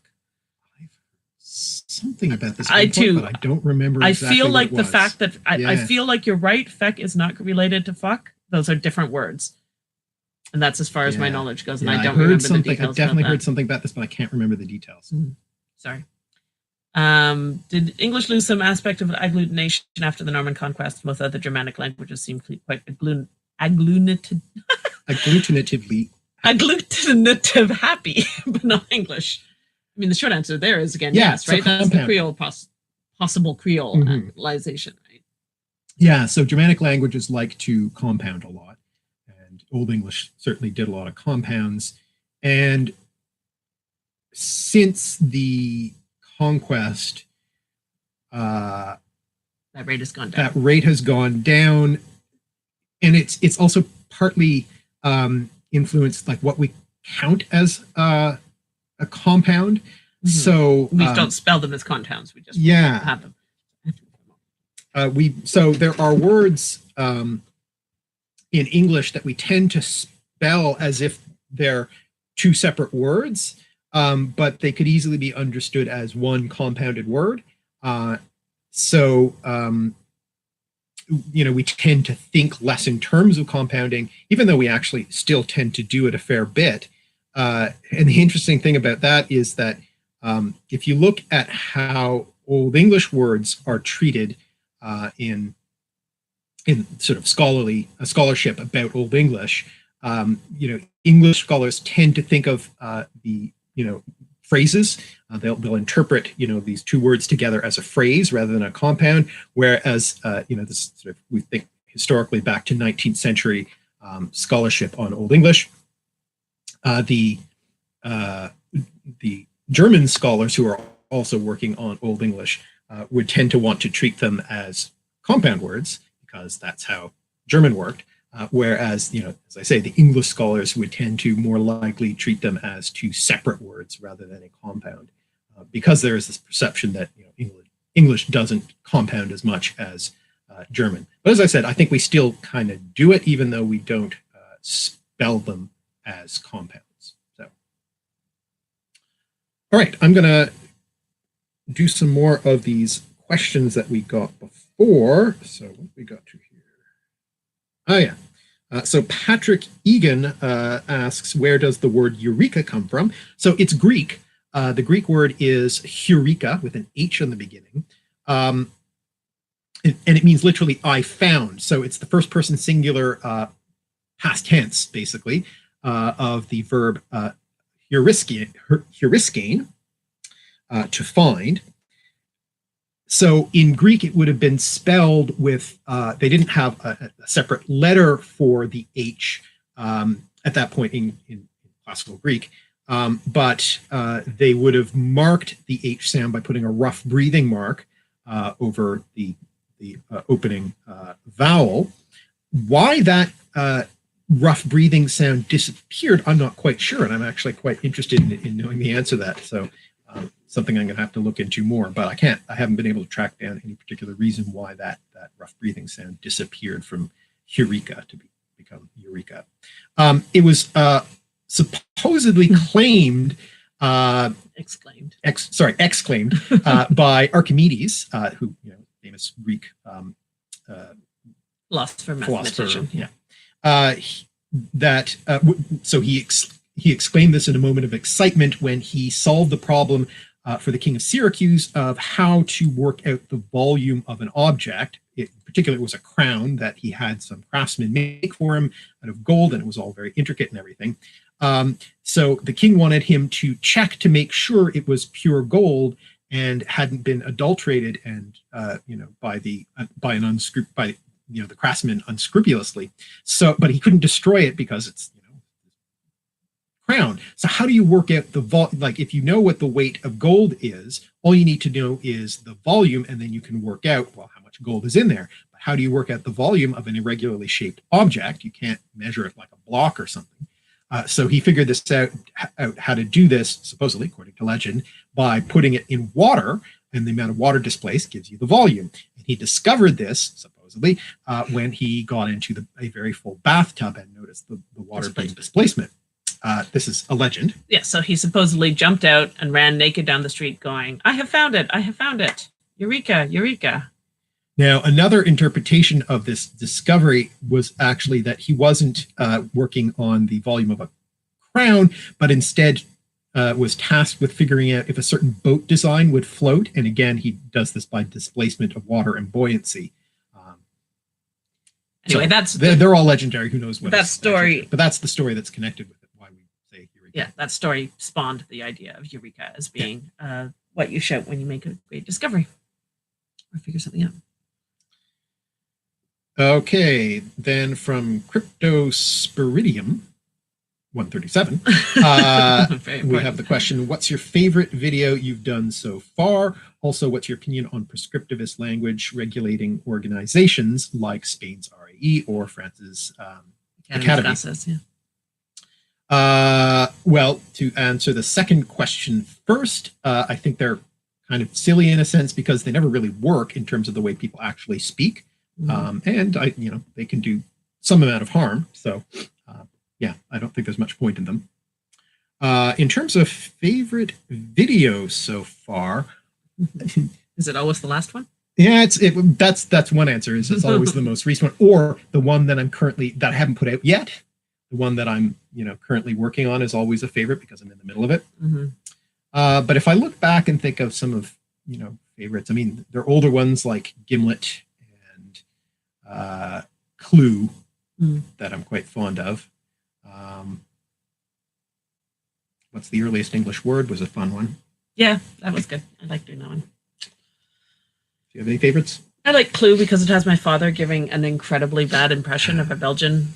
Well, bad. Sorry, Dad. A particularly interesting couple of impressions. He reads some of the voices, and that makes me laugh. You're in that too. I am. I don't like mine as much, but that's okay.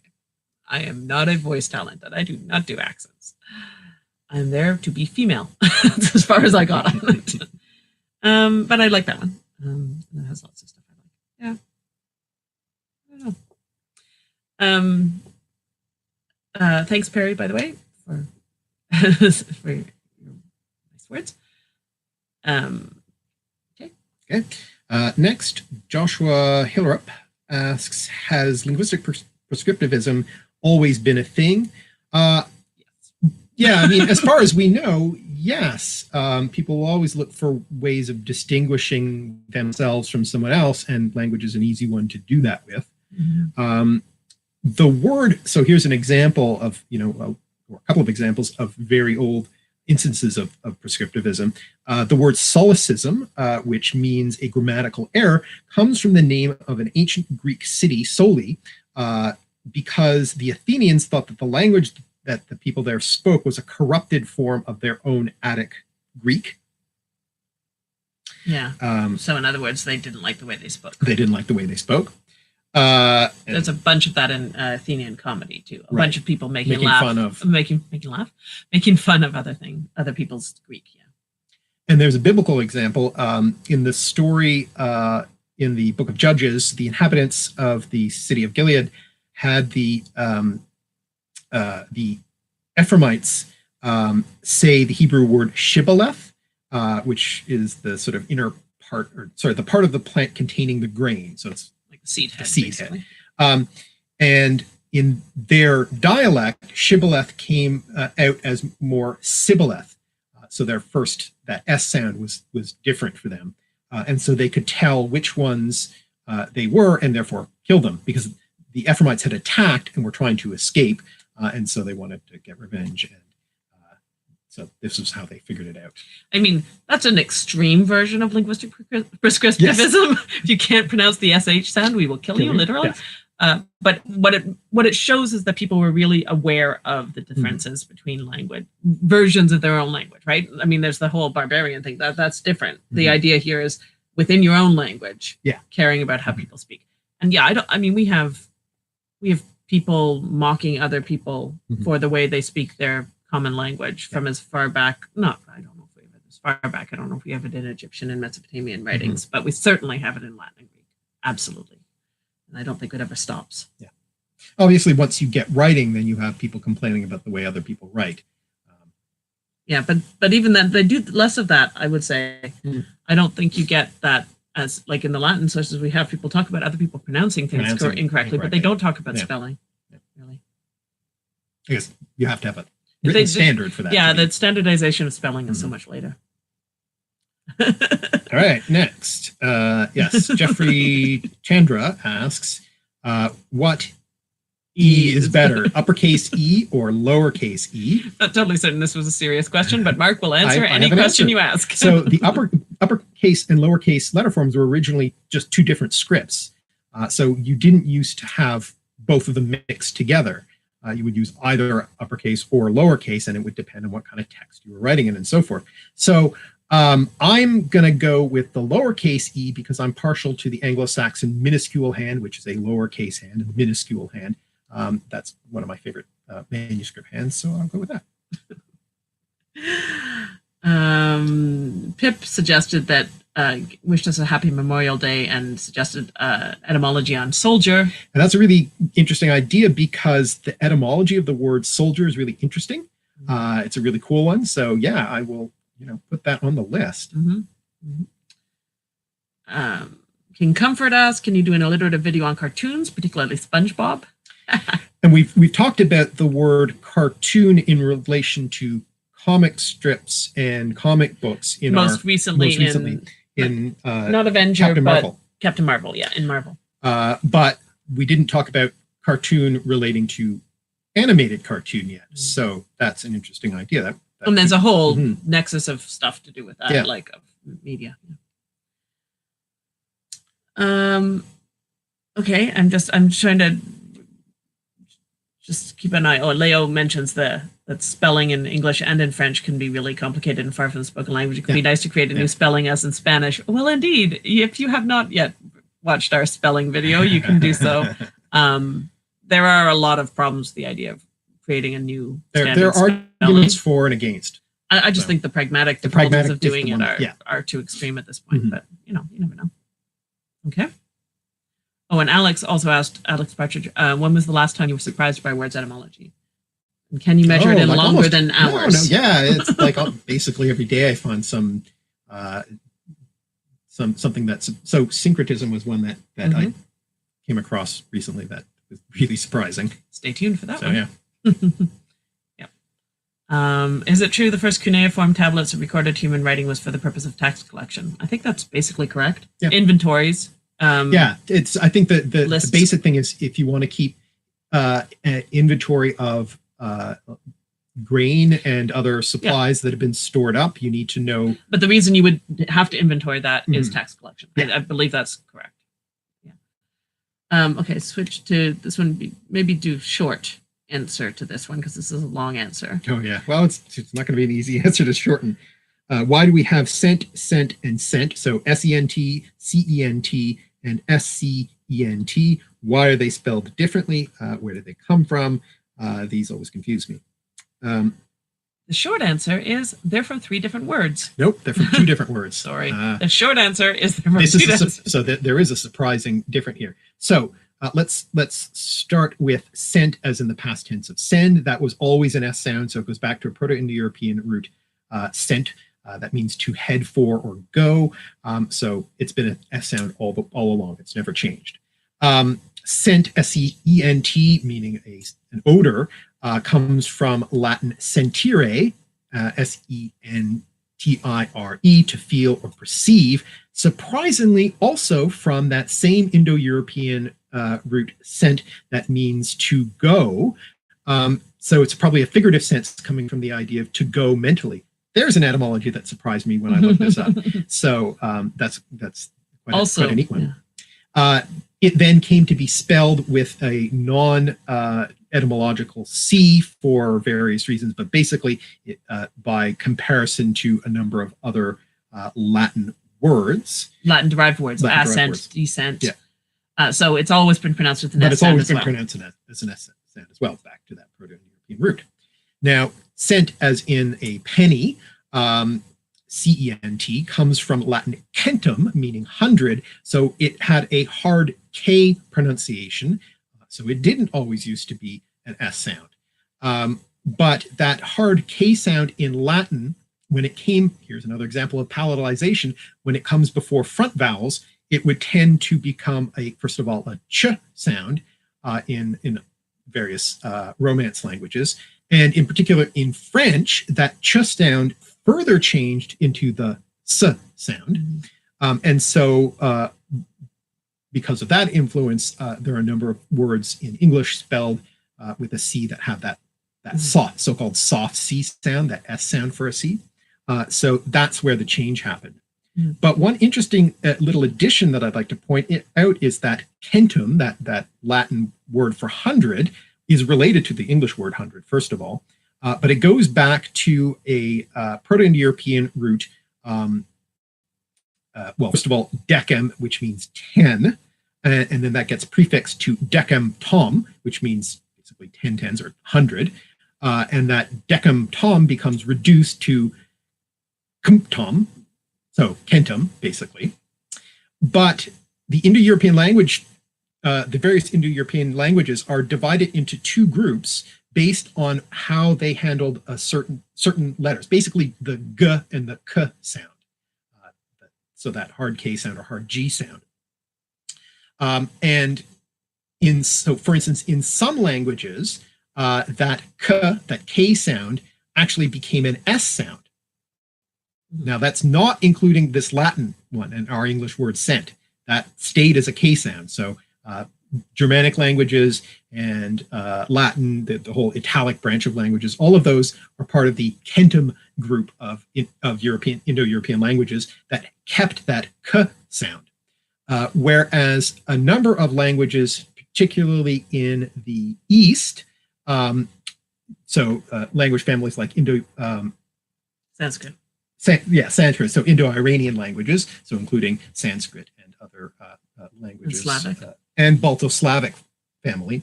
That k sound became a s sound, and so we refer to them as the Satem. Is that right? Yeah. Satem languages. That word Satem is the form of 100 in Avestan, which is a language in Persia. Language for it's a very early recorded language for their sacred texts.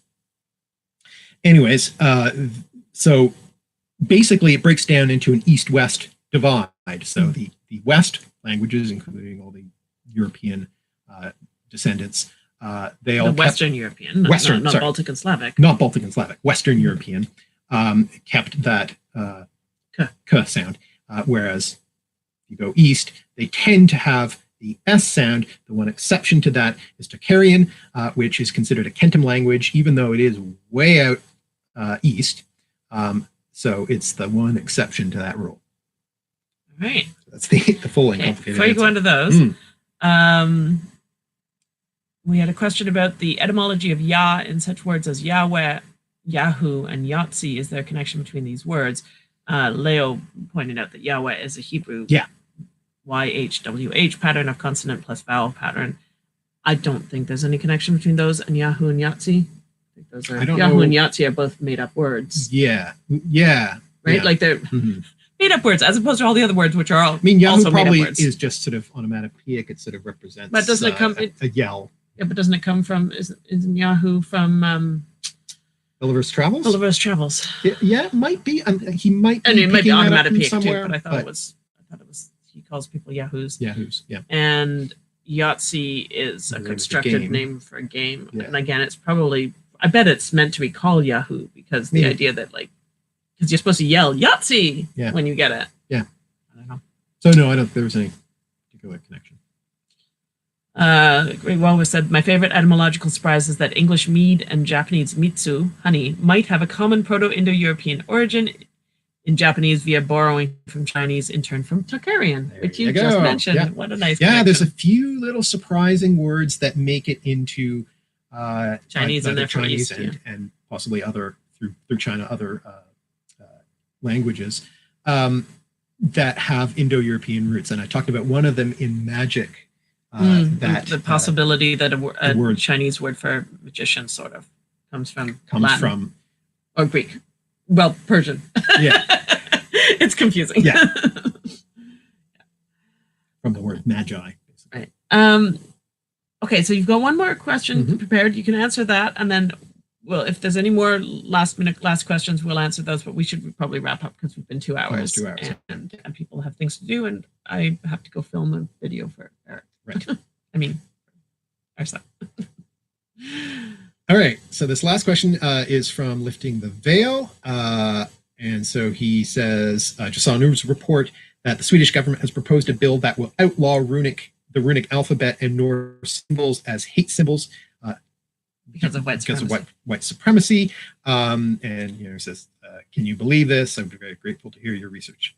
You research and explain this. And this is an unfortunate consequence of the appropriation of Norse culture for white supremacist, various far right groups in general, and it is upsetting. And I certainly understand the motivation for wanting to just clamp down on these far right groups.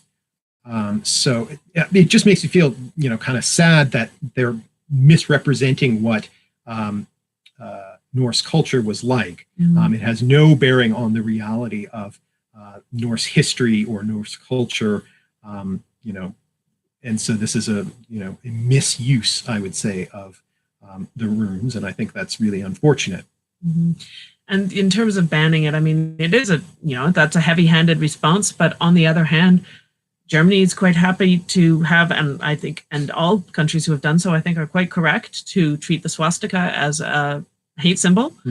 It doesn't matter. I mean, in certain contexts, obviously everybody is perfectly accepting that if a swastika turns up in a Hindu context, that obviously has nothing to do with Nazism, because it was a symbol that was appropriated by Nazis that has had none of the associations that they used it for.